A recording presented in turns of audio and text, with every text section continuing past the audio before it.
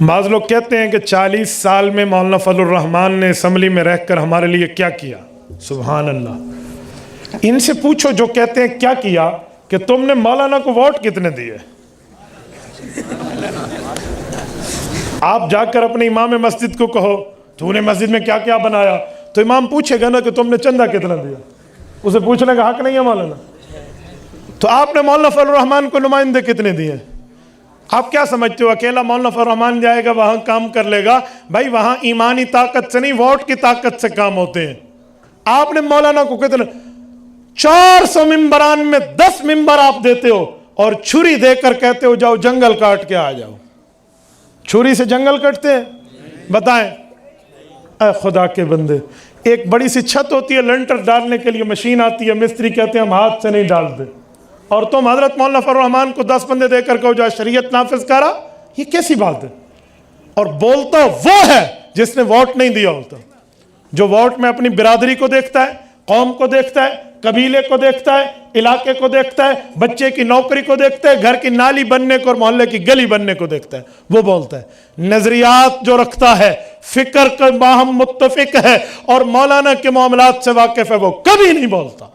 اور میرا تجربہ ہے, میں اکثر طور پہ کہا کرتا ہوں کہ جمعہ کی تقریر خطیب تھوڑی سی لمبی کر لینا تو بولتا وہ ہے جو آخر میں آئے. جو شروع میں آئے وہ سن رہا ہوتا ہے, وہ نہیں بولتا.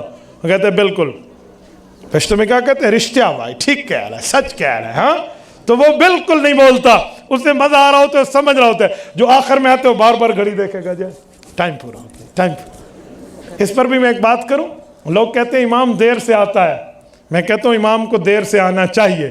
حضرت شیخ الحدیث و تفسیر دامت برکاتہم موجود ہیں, میں باقی علماء کی موجودگی میں حضرت مفتی صاحب سارے اہل علم ہیں.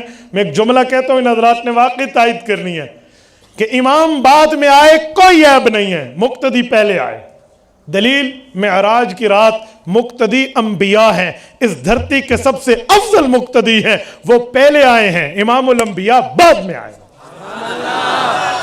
ہمارے اوپر کیا اعتراض ہے بھئی امام لیٹ ہو گیا.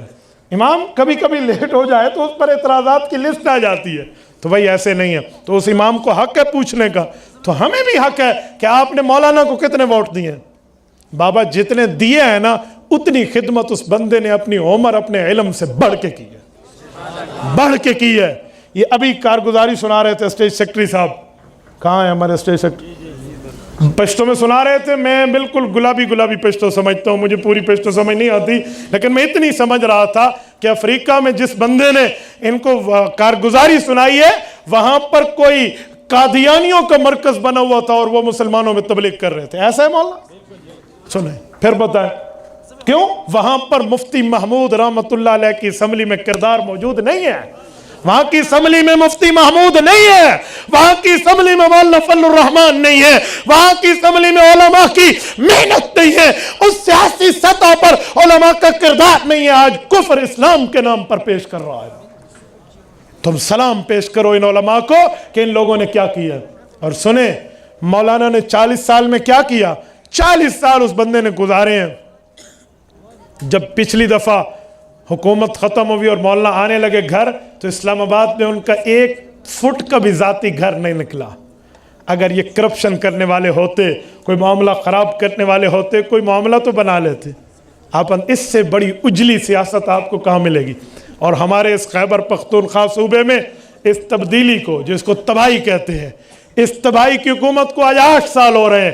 جرت ان میں ہوتی تو مولانا پر 1 روپے کی کرپشن ثابت کرتے. میں بات ٹھیک کر رہا ہوں غلط کر رہا ہوں؟ تو پھر 1 روپے کی کرپشن ثابت کرتے. سارا جھوٹ ہے, کچھ بھی نہیں ہے. اور انشاءاللہ تعالی وہ دن دور نہیں ہے جب ان لوگوں کی ٹکٹ کاٹ کے آپ ان کو بھاگتا دیکھیں گے. تبارك الذي نزل الفرقان على عبده ليكون للعالمين نذيرا.